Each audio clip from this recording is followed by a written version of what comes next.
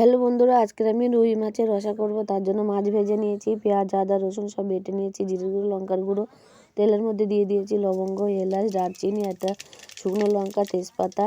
দেওয়ার পরে দিয়ে দেবো আমি বেটে রাখা মশলাগুলো দিয়ে তেলের সঙ্গে আমি ভালো করে নেড়ে নেব যাতে কাঁচা মশলাটা গন্ধ না বেরোয়। তারপরে দিয়ে দিয়েছি পরিমাণ মতো লবণ, একটু পরিমাণ মতো হলুদ। দেওয়ার পরে আমি আবারও নেড়ে নেব।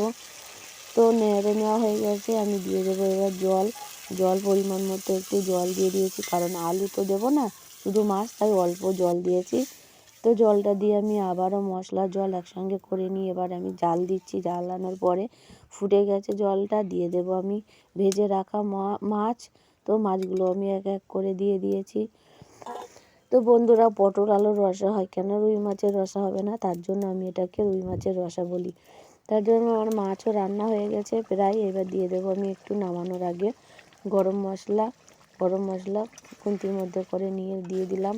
তো মাছটা দেখো আমার রসা হয়ে গেল, আমি নামিয়ে নিচ্ছি। তো দেখো বন্ধুরা, আমার রান্নাটা কেমন লাগলো কমেন্টে জানিও। বাই।